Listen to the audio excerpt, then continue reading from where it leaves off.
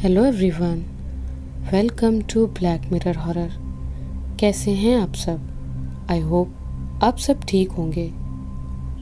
आज मैं आप सभी के लिए विप्र चंडालिनी की एक नई और अनोखी कहानी लेकर आई हूँ और उम्मीद करती हूँ कि आपको ये कहानी पसंद आएगी।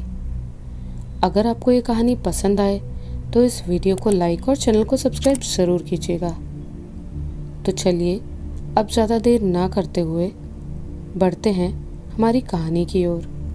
मगर उससे पहले आपने अगर बेल आइकन नहीं प्रेस किया होगा तो please notification bell icon on कर ले, जिससे आप तक हमारी सभी कहानियाँ पहुँचती रहे। जयपुर शहर भारत के सबसे बड़े राज्य राजस्थान की राजधानी है। इस शहर को पिंक सिटी भी बोला जाता है। जयपुर की स्थापना आमेर के राजा सवाई जयसिंह दो ने की थी। यूनेस्को द्वारा जुलाई 2019 में जयपुर को वर्ल्ड हेरिटेज यानी विश्व धरोहर की सूची में भी दर्जा दिया गया है।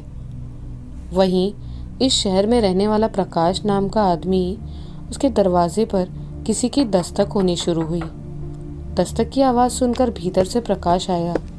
देखने में प्रकाश 30 साल का था। उसने बाहर खड़े आदमी को देखकर हैरानी से कहा, अरे तुम तो मनोज हो। आज काफ़ी दिन के बाद यहाँ, बताओ कैसे आना हुआ?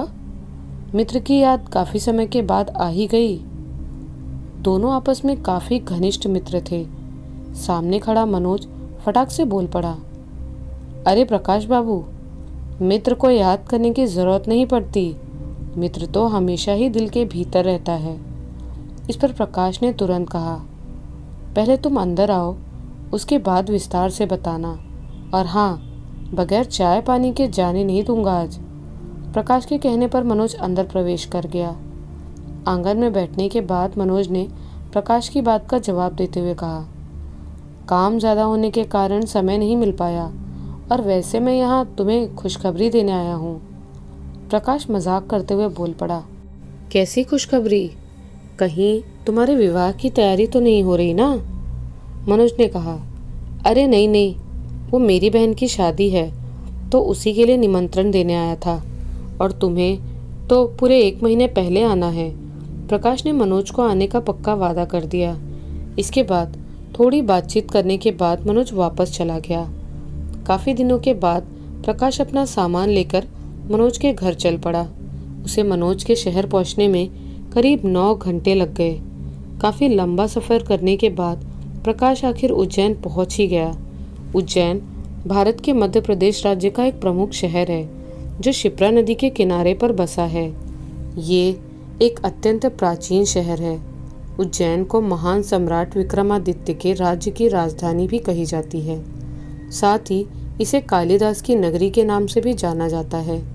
भगवान शिव के 12 ज्योतिर्लिंगों में से एक ज्योतिर्लिंग महाकाल इस नगरी में स्थित है। यहीं पर महाकाल महाकालेश्वर कहलाते हैं। उज्जैन का प्राचीन नाम अवंतिका, उज्जैनी, कनकशंगा आदि से जाना जाता है। बस स्टैंड पर काफ़ी ज़्यादा भीड़ लगी हुई थी। प्रकाश इधर उधर देख रहा था।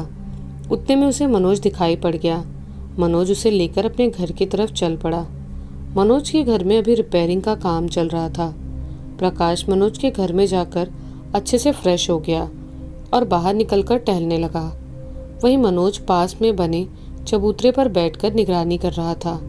प्रकाश आसपास टहलता हुआ थोड़ा आगे आ चुका था। आसपास कुछ ही लोग दिखाई पड़ रहे थे।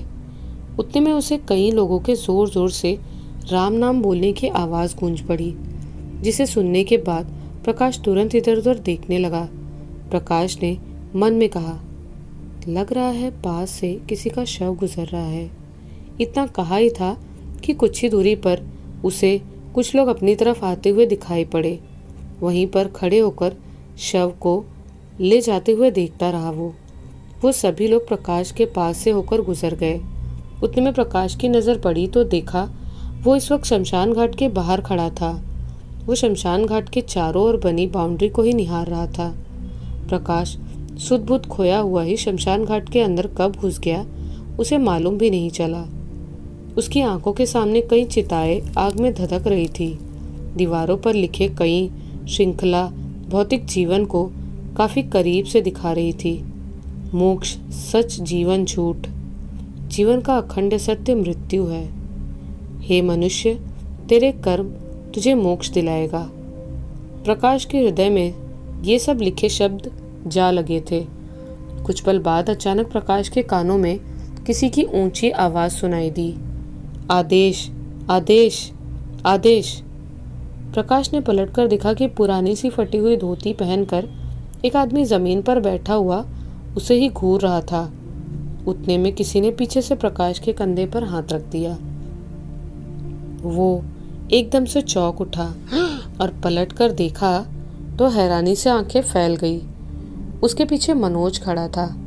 प्रकाश कुछ कहने को हुआ ही था कि मनोज बोल पड़ा, तुम इस शमशान घाट में क्या कर रहे हो? प्रकाश ने कहा, वो मैं लोगों की आवाज़ के साथ साथ यहाँ तक खींचा चला आया। यहाँ आकर पता चला कि शव को दाह संस्कार के लिए लेकर आए हैं। प्रकाश की बात सुनने के बाद वो बोला, चलो कोई नहीं, अब जल्दी यहाँ से घर वापस चलते हैं। उतने में एक आदमी की ऊंची आवाज़ मनोज को सुनाई दी, क्या बात है, मुझसे मिले बिना ही जा रहे हो? मुझे देखा नहीं या देखकर ही नज़रअंदाज कर दिया? मनोज को वो आवाज़ जानी पहचानी सी लग रही थी। उसने जल्दी से पीछे गर्दन घुमाकर देखा। मनोज की आंखों के सामने वही आदमी बैठा हुआ था।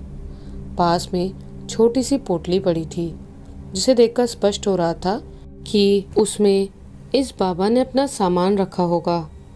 मनोज ने जल्दी से गले से आवाज़ निकालते हुए कहा, आप रुद्रानंद नारायण ही है ना? मुझे अच्छी तरह से याद है, आपसे बंगाल के आनंद मठ में मुलाकात हुई थी।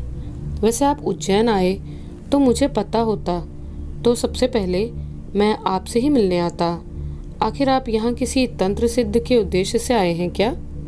ये सुनकर रुद्रानंद धीमे से मुस्कुराते हुए बोले, हाँ, हम तांत्रिकों को साधना के लिए कभी यहाँ तो कभी वहाँ आना जाना लगा रहता है। रुद्रानंद ने इतना कहते हुए ही पास में पड़े पोटली को उठाकर वहाँ से वो जाने लगे। इस पर मनोज ने तुरंत टोकते हुए कहा, बाबा, सामान लेकर कहाँ जा रहे हैं आप? अभी तो हमारी वार्तालाप अधूरी है।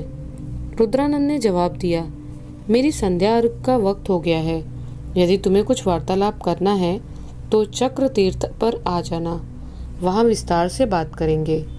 ये कहकर तांत्रिक रुद्रानंद नारायण वहाँ से चले गए।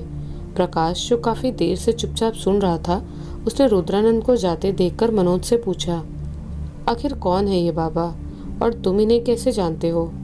मनोज ने तुरंत जवाब देते हुए कहा, ये तांत्रिक बाबा बंगाल के सबसे बड़े तांत्रिक मठों में से एक आनंद मठ के तांत्रिक हैं। कुछ समय पहले मैं बंगाल किसी कार्यवश गया था तो वहीं पर मेरी इनसे भेंट हुई थी और ये बहुत बड़े तांत्रिक हैं।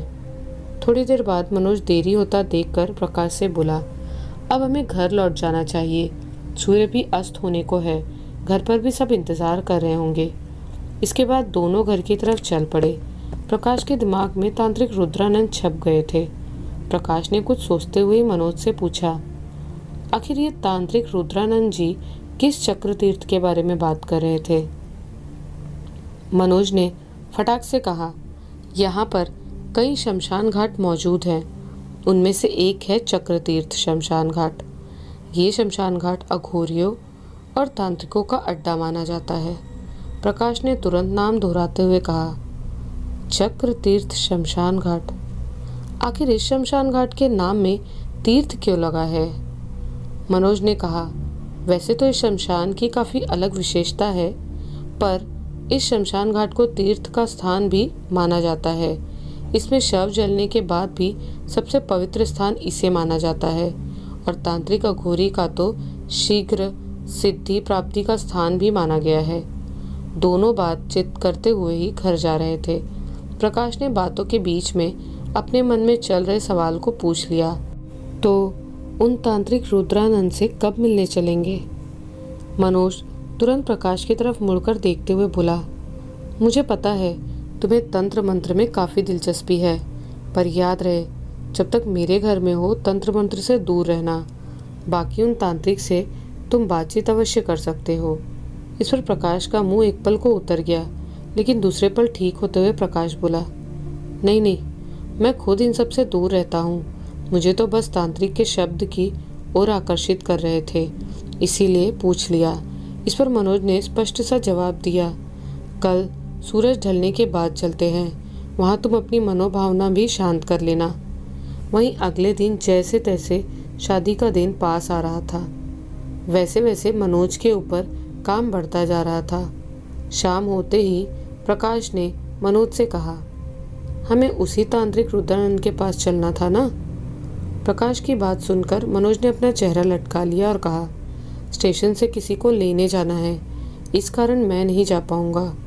प्रकाश ने तुरंत कहा, कोई बात नहीं, किसी और दिन चलेंगे, आज रहने देते हैं। मनोज ने तुरंत पलटकर कहा, नहीं नहीं, तुम उनसे मिलने चले जाओ। उनसे मिलकर उन्हें कुछ वापस भी करना था, जो मुझे आनंद मठ में दे देना चाहिए था। प्रकाश को स्पष्ट रूप से मनोज की बात समझ नहीं आ रही थी। उतने में मनोज जल्दी से भागकर अपने कमरे से एक पोटली ले आया और प्रकाश को पकड़ाते हुए बोला, ये लो, बिना कोई सवाल जवाब करे तांत्रिक रुद्रानंद नारायण को दे देना। प्रकाश ने ज़्यादा कुछ न पूछे बिना ही वो पोटली हाथ में थाम ली। फिर मनोज ने आगे कहा, तांत्रिक रुद्रानंद तंत्र के काफ़ी बड़े ज्ञाता हैं। तुम्हें किसी तरह की कोई जानकारी चाहिए तो निसंकोच उनसे पूछ लेना, वो विस्तारपूर्ण तुम्हें बता देंगे।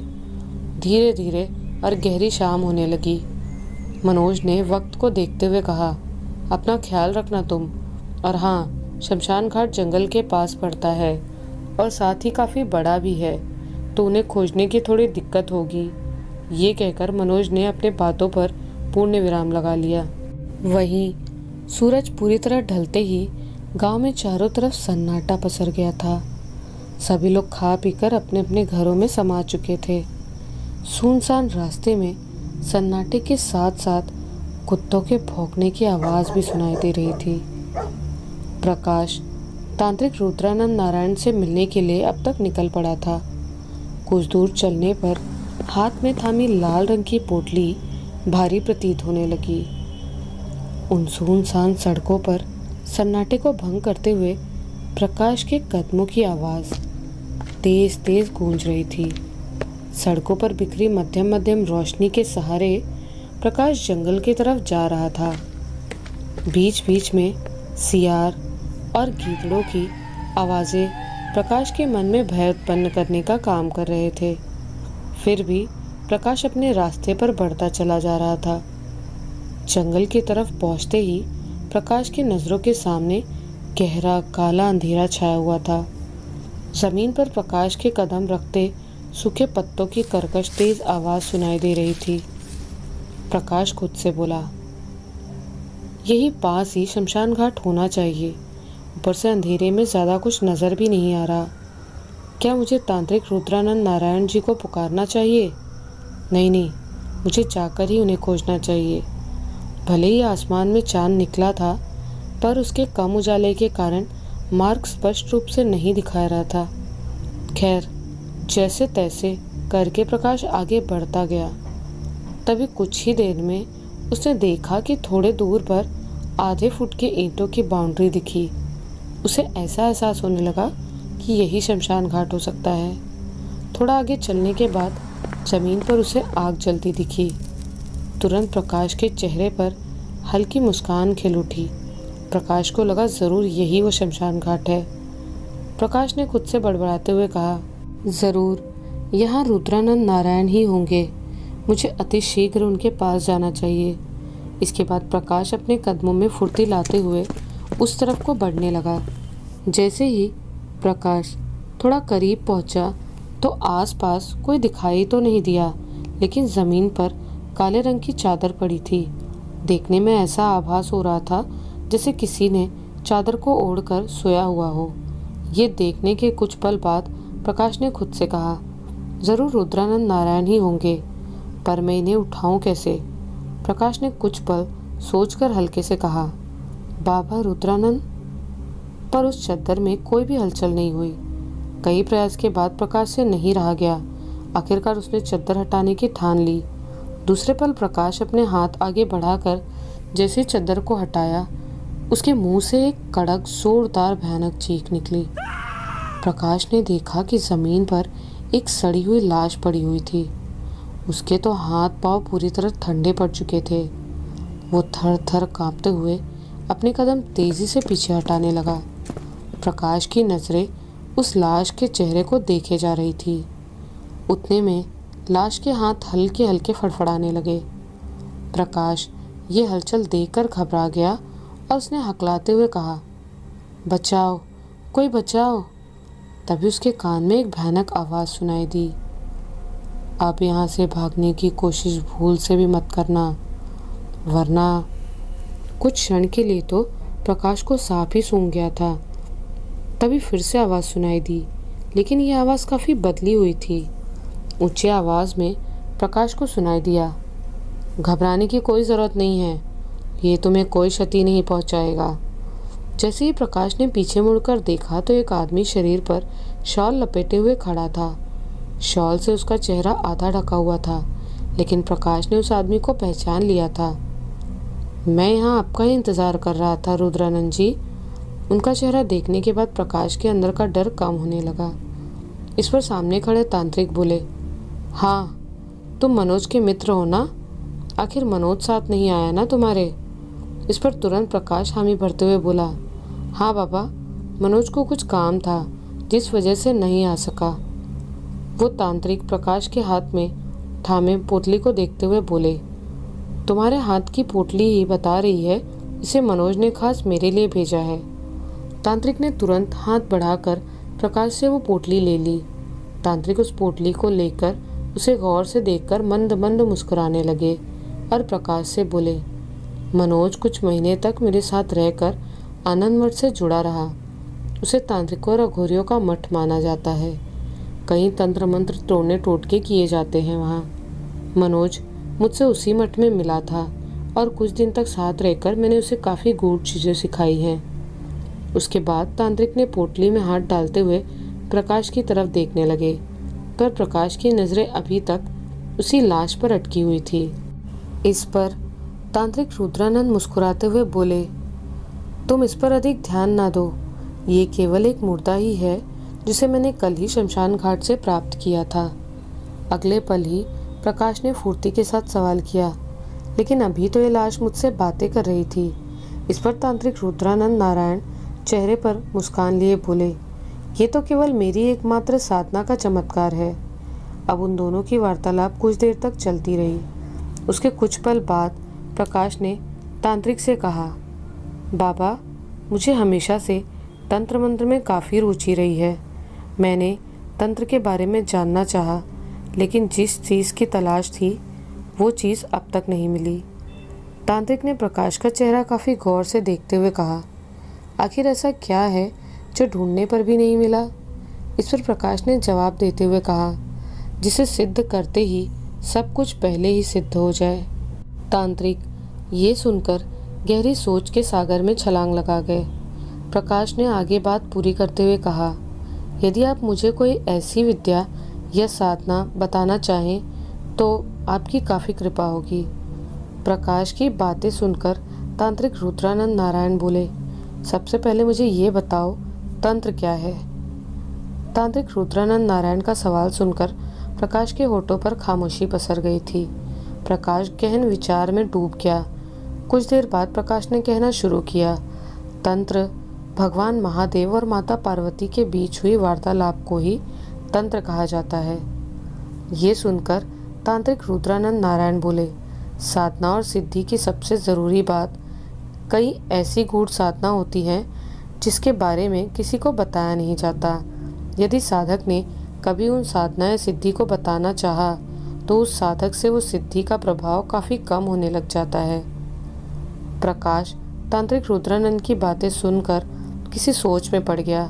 तांत्रिक उसे ऐसा खोया देखकर टोकते हुए बोले, मेरे पास सौम्य और उग्र कई साधना है जिनमें तुम्हें शक्ति, रूप और त्रिकालदर्शी ज्ञान की प्राप्ति होगी। अब तुम बताओ, तुम्हें कौन सी साधना चाहिए? प्रकाश ने उत्सुक होते हुए बोला, उग्र साधना। ठीक है, इससे पहले तुम्हें तंत्र के बारे में कुछ जानकारी दे देता हूँ, तांत्रिक रुद्रानंद बोले। तांत्रिक रुद्रानंद ने आगे बोलना शुरू किया, हमारे जितने भी शास्त्र तंत्र से संबंधित है, जैसे आगम तंत्र, यामल तंत्र, मुख्य तंत्र, ये मुख्यतः 3 प्रकार के तंत्र हैं। तंत्र विषय अथाह सागर की तरह है, जिसे किसी मनुष्य के बारे में जान पाना काफ़ी कठिन है, क्योंकि तंत्र को केवल भगवान शिव और माता पार्वती ही जान पाए हैं। तंत्र की शाखा काफ़ी फैली हुई है, जिसे कई विद्वानों ने भी उन शाखाओं के अंत तक पहुंचने की कोशिश की, लेकिन नहीं पहुंच पाए। पर कई चीज़ों का पता इंसान को चल गया है। इस पर प्रकाश ने पलटकर सवाल करते हुए कहा, तो इस हिसाब से तंत्र कितने प्रकार के हैं?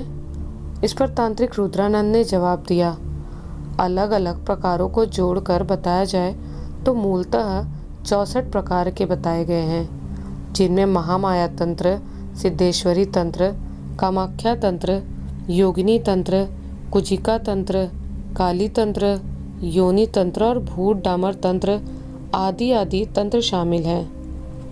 प्रकाश बड़े ही ध्यान से तांत्रिक की बात सुनते हुए बोला, ये काली तंत्र अर्थात?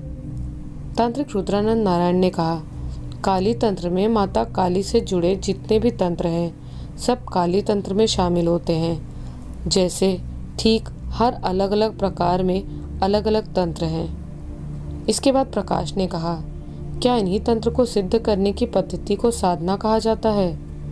क्या मैं सही कह रहा हूँ? तांत्रिक ने तुरंत हामी भरते हुए कहा, हाँ, ऐसा मान सकते हैं। दोनों को बातचीत करते हुए काफ़ी देर हो चुकी थी। आसमान में धीमी गति से बढ़ता चांद साफ बता रहा था आधी रात का वक्त हो चुका था। मौसम में हल्की हल्की ठंडी पड़ने लगी थी। तांत्रिक रुद्रानंद और प्रकाश के बीच में जलती आग से दोनों को गर्मी मिल रही थी, जिसके बाद प्रकाश को जिस चीज़ का काफ़ी वक्त से इंतज़ार था उसने वो कह ही डाली, मुझे ऐसी गूढ़ साधना के बारे में जानना है जो उच्च साधना हो और आसानी से सिद्ध हो जाए। इस दौरान उसे मनोज की कही बात भी याद आई थी, लेकिन उसे तंत्र की जिज्ञासा नहीं रोक पाई। तांत्रिक ने थोड़ा सा सोचते हुए कहा, मेरे पास ठीक एक ऐसी ही साधना है, वो है विप्र चांडालिनी की साधना। प्रकाश ने जैसे ही विप्र चांडालिनी का नाम सुना तो उसके होठ खुद में फड़फड़ाते हुए बोल पड़े, विप्र चांडालिनी साधना? तांत्रिक कुछ कहने को हुआ ही था, उससे पहले प्रकाश तुरंत अपने मन में उपजे सवाल को पूछते हुए बोला, ये विप्र चांडालिनी क्या होती है? इस तरह की साधना के बारे में मैंने पहले कभी नहीं सुना। क्या आप मुझे इस बारे में पूरे विस्तार से जानकारी दे सकते हैं? तांत्रिक रुद्रानंद नारायण ने प्रकाश को धैर्य बंधाते हुए कहा, सब्र रखो प्रकाश बाबू, मैं सब विस्तार में बताऊंगा। ये सुनकर प्रकाश पूरी तरह चुप्पी साध कर एकटक तांत्रिक को देखने लगा। वहीं तांत्रिक रुद्रानंद बताना शुरू करते हैं। तांत्रिक बोले, असल में विप्र चांडालिनी देवी चामुंडा की सेविका होती है। जैसे काली माता की सेविका डाकिनी शाकिनी होती है, ठीक उसी तरह ही होती है। विप्र चांडालिनी की सिद्धि को काफ़ी ज़्यादा उग्र बताया गया है। उससे पहले मैं विप्र चांडालिनी के स्वरूप का वर्णन करना चाहूँगा। देखने में विप्र चांडालिनी अत्यंत भयानक होती हैं। उनका श्याम वर्ण का रूप और चांडाल जैसा रूप और उसके दांत बड़े ही भयानक तरह से निकले हुए होते हैं, जो साधक के मन में भय उत्पन्न करता है। इसीलिए कोई भी इन्हें जल्दी सिद्ध नहीं करता। प्रकाश अपनी चुप्पी तोड़ते हुए बोला, क्या सच में इतना भयानक स्वरूप होता है? तांत्रिक आगे बोलते हैं, हाँ, साधक विप्र चांडालिनी का रूप मात्र देख लेने से ही अपने प्राण त्याग कर देता है। इतना भयानक रूप है विप्र चांडालिनी का, हर किसी साधक के बस की बात नहीं और कुछ ही साधक इन्हें सिद्ध कर पाते हैं। प्रकाश इस बात से घबराया हुआ बोला, ये साधना सुनने में तो काफ़ी खतरनाक लग रही है। वैसे इस साधना को करने से क्या क्या लाभ होगा और विप्र चांडालिनी को सिद्ध कैसे करते हैं? तांत्रिक ने तुरंत कहा, विप्र चांडालिनी भले ही भयानक है, पर इनके साधक पर कोई शत्रु कुछ नहीं कर सकता। यदि कोई विप्र चांडालिनी के साधक पर षटकर्म क्रिया का प्रयोग करे तो मात्र 2 पहर में प्रयोगकर्ता की मौत निश्चित ही हो जाती है। इसके दूसरे पल बाद तांत्रिक आगे बोले, विप्र चांडालिनी के सिद्ध होने के बाद 10 महाविद्या में से माँ मातंगी की सिद्धि भी स्वयं ही हो जाती है। इसीलिए सबसे बड़ी सिद्धि में आती है विप्र चांडालिनी। प्रकाश ये सुनकर एकदम से खुश हो गया और उसने तुरंत कहा, अब मुझे विप्र चांडालिनी की साधना के बारे में बताएं। इसे कैसे, कब और कहाँ करना है। तांत्रिक रुद्रानंद नारायण ने साधना के बारे में बताते हुए कहा, विप्र चांडालिनी की साधना भी इसकी सिद्धि की तरह ही काफ़ी भिन्न है। सबसे पहले इस साधना को करने के लिए किसी अपवित्र स्थान का चयन करना बेहद ज़रूरी है।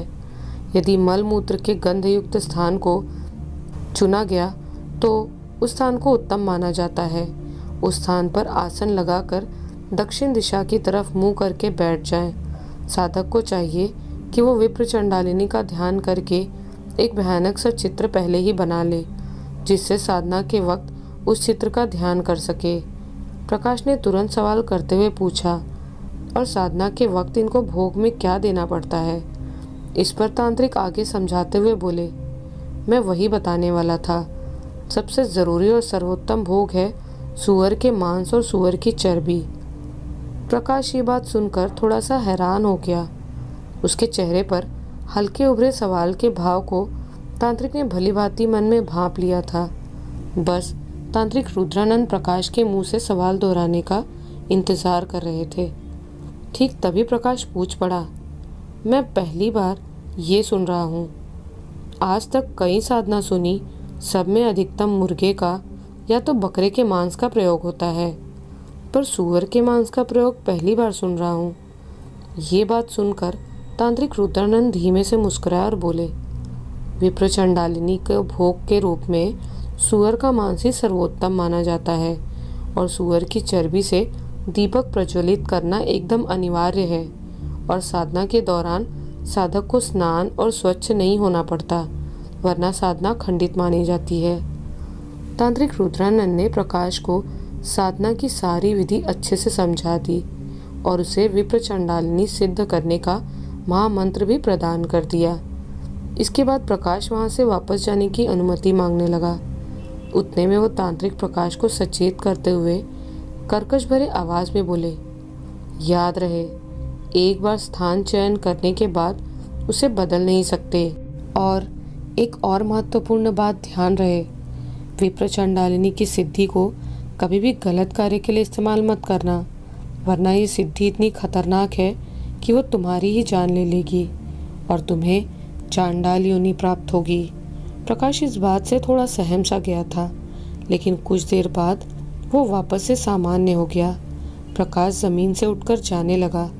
इतने में तांत्रिक ने अपने झोले से कोई सफ़ेद रंग की चीज़ निकालकर प्रकाश के हाथ में थमाते हुए कहा, इसके बिना साधना पूर्ण नहीं होगी। प्रकाश वहाँ से वापस मनोज के घर लौट आया। उसके दिमाग में लगातार उसी साधना की बातें घूमे जा रही थी। उसे साधना के अलावा कुछ और सूझ ही नहीं रहा था। प्रकाश को ऐसा महसूस हो रहा था जैसे उसे विप्र चांडालिनी की साधना अतिशीघ्र आरंभ कर देनी चाहिए, पर साधना को आरंभ करने के लिए उचित दिन का भी होना आवश्यक है। इसी बात से प्रकाश खामोश था।